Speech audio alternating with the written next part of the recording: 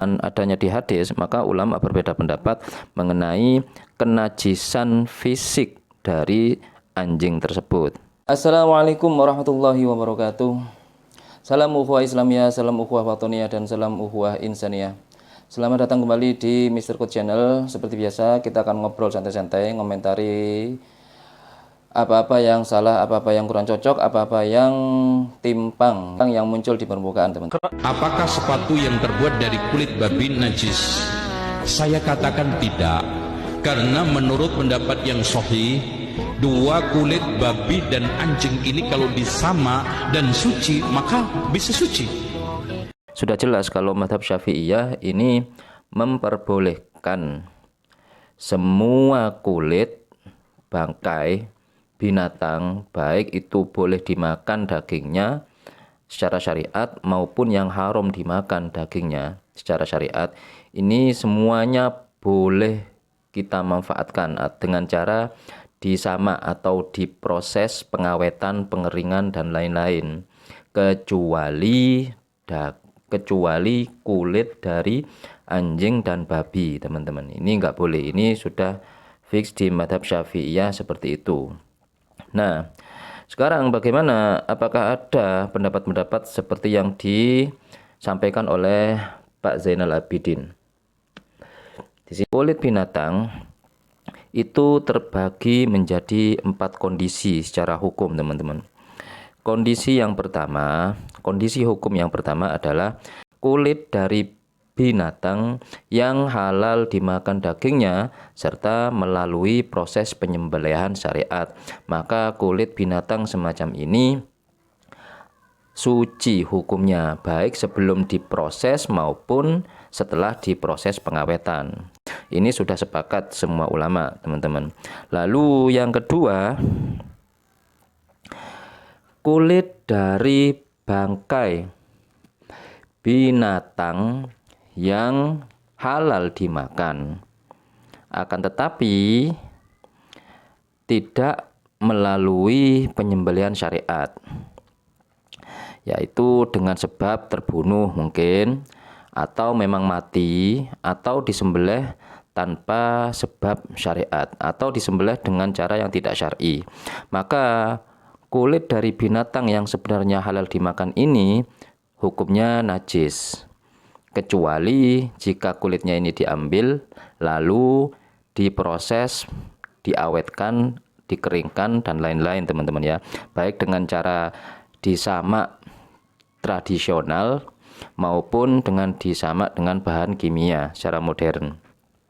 Karena berdasarkan beberapa riwayat, salah satunya adalah riwayat yang datang dari Ibnu Abbas, bahwasanya para sahabat ini pernah berada di daerah Maghrib beserta suku Barbar dan kaum Majusi. Mereka, suku Barbar dan Majusi ini datang dengan membawa seekor domba yang telah mereka sembelih, yang telah disembelih oleh suku Barbar dan Majusi ini. Mereka juga membawa kantong yang berisi minyak-minyak.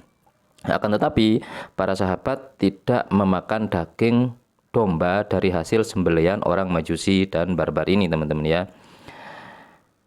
Kemudian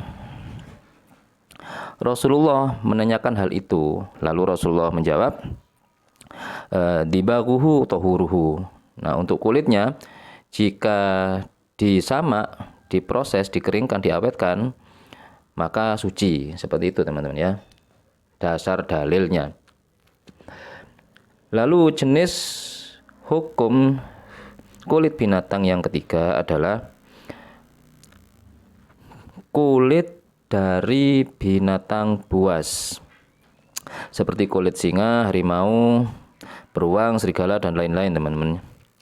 Maka hukum kulit binatang semacam ini adalah najis. Sedangkan kesucian kulit dari jenis binatang ini dengan sebab disamak atau diproses pengawetan, ini ulama berbeda pendapat, teman-teman. Dari madhab Syafi'iyah, Hanafiyah, dan Malikiyah ini memperbolehkan atau menghukumi suci kulit dari binatang buas yang telah disamak, selain yang anjing loh ya, selain yang anjing. Untuk ulama yang mengharamkan atau yang menghukumi najis kulit binatang, yang menghukumi najis kulit dari binatang buas, ini berdasarkan hadis yang diriwayatkan oleh Imam Turmudi, bahwasanya Rasulullah pernah melarang kulit dari binatang buas untuk dijadikan alas, teman-teman. Sedangkan ulama yang menghukumi suci kulit dari binatang buas itu juga berdasarkan hadis yang diriwayatkan oleh Imam Muslim, idza dubighal ihab faqad tahura. Jenis kulit yang disamak maka menjadi suci. Riwayat yang lain mengatakan ayyuma ihabin bigha faqad tahura. Jenis kulit apapun ketika disamak atau diproses maka menjadi suci. Lalu jenis hukum kulit yang keempat adalah kulit dari binatang yang tidak halal untuk dimakan secara syariat walaupun tidak buas, bukan binatang buas, seperti babi, ular, atau biawak. Untuk jenis binatang ini selain babi, dari binatang-binatang yang tidak halal dimakan, bukan dari kalangan binatang buas, ini jumhurul ulama dari Hanafiyah, Syafi'iyah, dan Malikiyah memperbolehkan mengambil manfaat dari kulit-kulit binatang semacam ini atau dihukumi suci, teman-teman ya. Kesimpulannya, dari binatang buas ini ada satu yang kita ambil, yaitu anjing. Dan dari binatang yang tidak buas ini kita ambil satu, yaitu babi. Seperti itu, teman-teman. Untuk yang anjing, karena tidak ada nas yang qat'i di dalam Al-Quran, adanya di dalam hadis. Itu pun karena tidak ada nas yang qat'i di dalam Al-Quran, adanya di hadis, maka ulama berbeda pendapat mengenai kenajisan fisik dari anjing tersebut. Untuk Imam Syafi'i dan Imam Ahmad menghukumi bahwasanya anjing ini najis secara fisik sudah. Lalu dari kalangan Imam Hanafiyah ini menghukumi bahwasanya yang najis hanyalah air liurnya saja dan kulitnya atau bulunya ketika basah. Kan tetapi di mazhab Malikiyah menghukumi anjing ini tidak najis, teman-teman ya. Sekarang bagaimana dengan babi? Karena babi ini sudah ada nasnya di Al-Quran bahwasanya babi ini sudah najis, maka seluruh ulama sepakat bahwasanya babi ini najis secara fisik karena nasnya sudah jelas.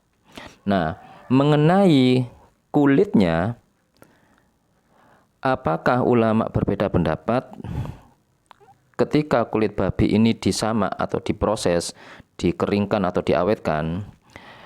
Jumhurul ulama dari kalangan Imam Syafi'i, Hanafi, Hambali, dan Maliki, ini mereka sudah sepakat bahwasanya kulit babi walaupun disamak ini najis.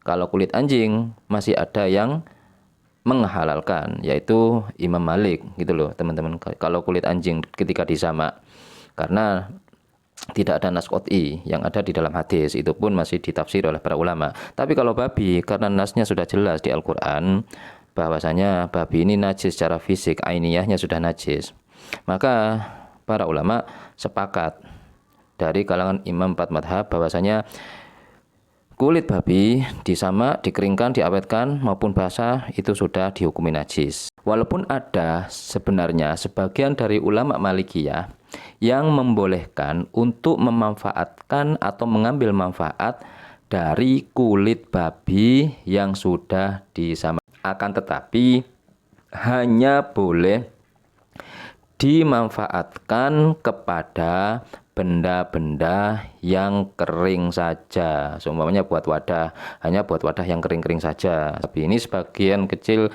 dari ulama-ulama Malikiyah, teman-teman ya. Jadi ketika Pak Zainal Abidin mengatakan bahwasanya